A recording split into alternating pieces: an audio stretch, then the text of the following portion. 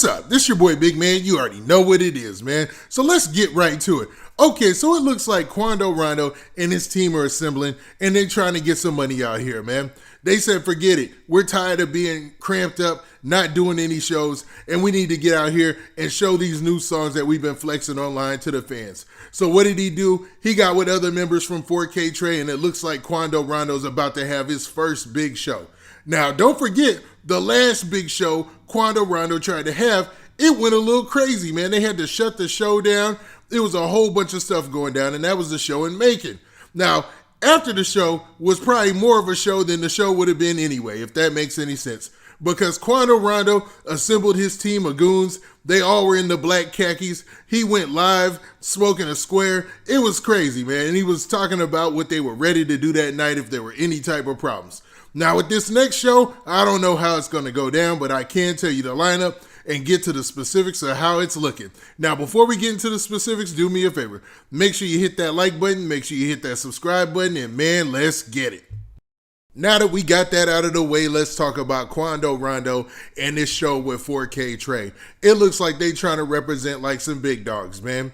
So it looks like they booked a show in Waycross, Georgia. Now, for those of you who don't know or been under a rock lately, man, Quando Rondo has had a tough time booking shows. There was a rumor after the King Von situation that Lil Durk was going and buying out the bottles and the sections to his show and causing issue with the promoter where they didn't want to have anything bad happening at the shows. And that kind of went away because Quando Rondo stopped having shows. And Quando Rondo kind of went back to the studio and worked on making more music. Now, recently, Quando Rondo has surfaced again. You've had news about his boy Lil Tim getting out of jail. You had news about some members of their team, making shots and doing different things at the opposite side. I'm not going to instigate it, but you know what I mean. Now, Quando Rondo is officially about to set out here and get a show going, man. It looks like he's the headliner for the show because he's at the middle of the flyer, and we're going to see how this thing turns out. Now, let's not forget how the last show turned out in Macon. Now, for those of you who don't know, Quando Rondo had a show in Macon. It was scheduled shortly after the whole King Von thing a couple months back, right? And it just didn't go well, man. There were so many rumors around this. The rumors around it and all the antics before and after the show were bigger than the actual show probably would have been if everybody would have just let the show be. But, man, let's look at a little flashback clip of Quando Rondo after the show got canceled.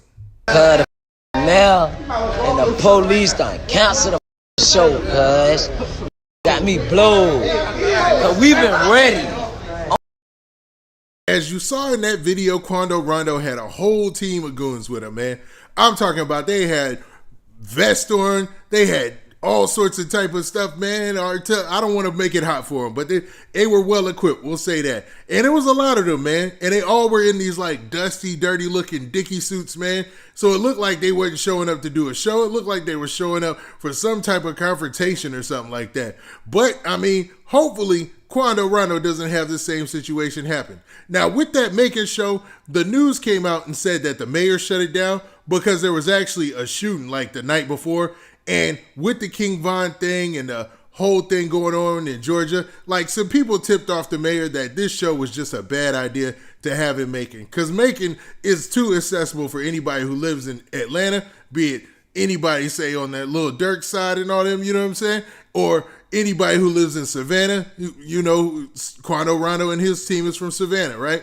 But this time with the show being in Waycross, the closest cities are Savannah. Big cities are Savannah and Jacksonville. Do I think they're going to have any type of issue? I doubt it this time. But the roster on this is packed full of 4K Trey artists. So it's looking like, man, they were going for a theme, and it looks like they're going to be moving as a unit going here and forward, man, because you got Quando Rondo on the bill.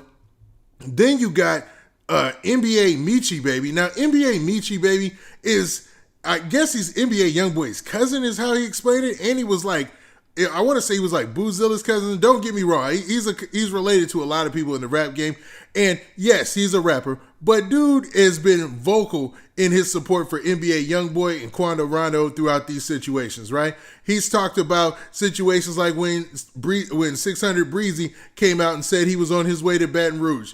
Michi was one of the people to step out front of that and first start talking, standing up for 4K Trey and the city of Baton Rouge and letting it be known when nothing like that gonna be happening.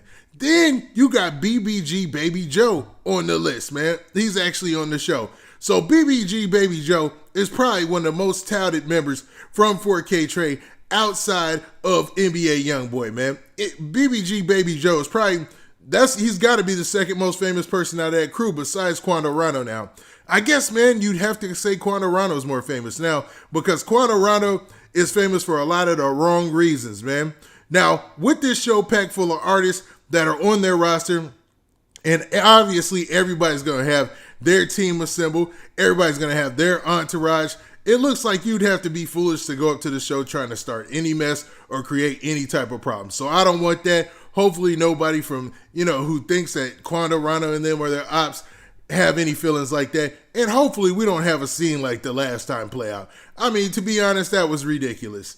Like, it was so much going on. And it was major news sources talking about the whole situation, like what went down in Macon, about the show getting canceled, about Quando Rondo's response. And we were living off those clips for a while. When I say living, I don't mean like getting paid. I'm talking about like everybody was reading up on that, and there was a whole bunch of news about that for a while. And you could see that Quando Rondo was going to have to, because of that situation, go into hide it. Not saying he was hiding from anybody, but he would have to hamper down and wait before he could do shows again. Now, a lot of time has passed by.